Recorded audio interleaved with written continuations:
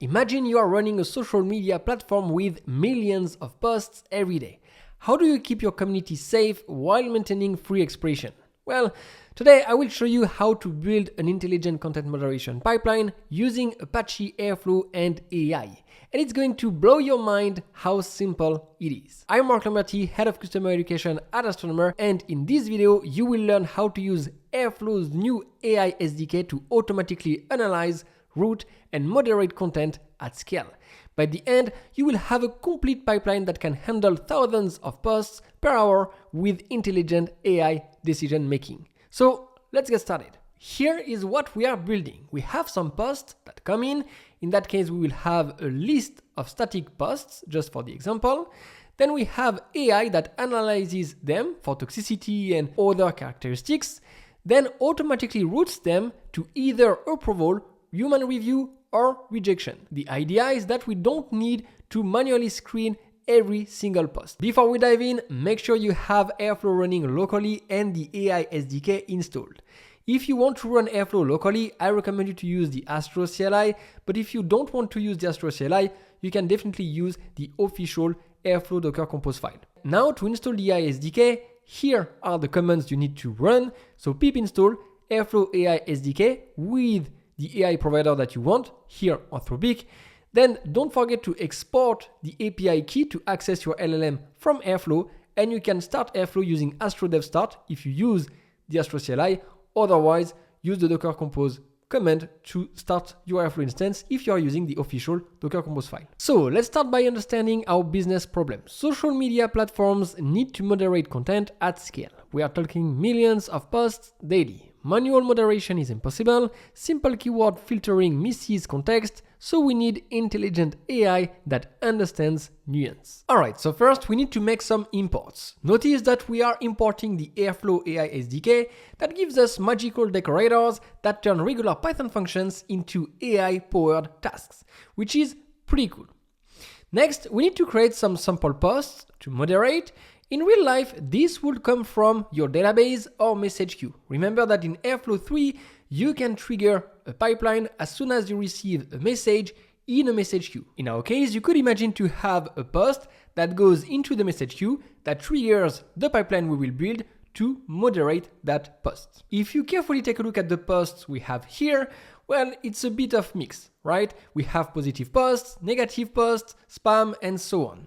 But this gives us a good range to test our AI moderation. Plus, we have a metrics function that you don't see here that will help us to track our performance. You will see that later in the video. Next, because the Airflow AI SDK relies on Pydantic AI and so Pydantic, well, instead of getting raw text back from our AI, we can get structured, predictable data. And that's where Pydantic models come in. So as you can see here, we have this model, content analysis, that inherits from the base model Pydantic class, and just like that, the LLM will use that class to format its outputs. So for example, for every post that the LLM analyzes, we will end up with a sentiment, a toxicity score, if that post is a spam or not, if it has some illegal content, and so on. We are telling the AI exactly what format we want back. No more parsing messy text responses, we get clean typed data every time. Then to analyze the post, we will use the task LLM decorator. So the task LLM decorator turns a regular Python function into an AI-powered task. The function processes the input, sends it to the LLM with our system prompt, and gets back perfectly structured data. Airflow handles all the orchestration, retries, and error handling automatically. But let me highlight some of the decorator parameters.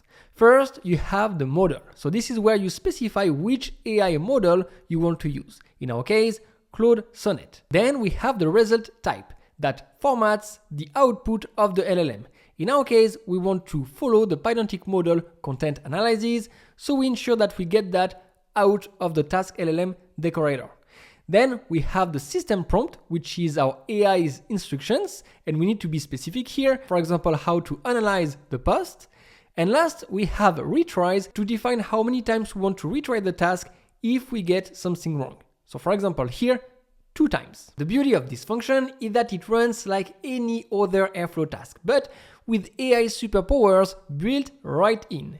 And speaking of AI superpowers, moving on to the next part, which is once we have analyzed the post, we need to route it to different workflows based on the results. And that's where we need to use the task LLM branch decorator. It is like the Airflow branch Python operator, but with AI making the decisions. The way it works is pretty simple. We define the model to use, here Claude Sonnet, then the system prompt, which is important because that tells the LLM how to decide which downstream task to execute. For example, here we said that based on the content analysis results, the LLM should return either approved, flagged, or rejected. And those correspond to downstream task IDs. Also, keep in mind that you can definitely execute multiple downstream tasks by setting allow multiple branches to true. And last but not least, in the function, we just return the analysis because we send that analysis to the LLM so that it can make a decision. All right, now we are able to choose downstream tasks to execute using AI. The next step is obviously to implement those downstream tasks. And as you can see here, we have 3 tasks: approved, flagged, and rejected. Each one of those tasks handling different outcomes. In production, this would integrate with your publishing system, notification services, and user management. But you get the idea. Next, keep in mind that analyzing the content, routing the content, and choosing the downstream task is done within a task group because we want to apply the same process to every post that we need to moderate. And that's why we define those dependencies within the task group where we analyze the post first, then based on the content of the post, we execute the task approved or flagged or rejected. Finally, this is the DAG itself. We use the DAG decorator. I omitted some of the common parameters, but there is one that I would like to emphasize, which is params. By using params, we're able to pass a custom post to moderate when we manually trigger this DAG on the Airflow UI. And then if you look at the dependencies in the Python function, content moderation pipeline, you can see that we get the pending posts first that come from the static list. Then we analyze and route the content using the task group that you just saw before. And finally, we log some aggregated metrics. Notice that we use expand and so dynamic task mapping so that we can moderate multiple posts in parallel, which is super powerful. But that's it about the presentation of the DAG. Now let me show it to you in action. Alright, so here is the data pipeline. You can see at the top that we have the imports from the Airflow SDK as well as the Airflow AI SDK. Then we have a list of posts. For example, here, this one is just had an amazing day at the beach, which is positive. But then we have, I had this stupid platform and so on, which is a bit, harmful. So we have those posts. And then under the post, we have the content analysis class, which inherits from base model. And this is helpful to structure the output of the LLM as we want to get the sentiment, the toxicity score, if the post is a spam or not, and so on for every post that we analyze. Then we have the task get pending posts that returns a list of posts, so this list, or returns a custom post that we can give when we trigger the DAG manually. Under that task, we have the log moderation metrics task that I didn't show you during the presentation, but basically we aggregate all the metrics based on the analyzed results. So for example, we know how many posts have been approved, how many posts have been flagged, and how many posts have been rejected. So just to get, some moderation metrics according to the posts that we process. Then we have the beautiful task group, and that task group takes a post as a parameter because we want to do a few things for every post that we moderate.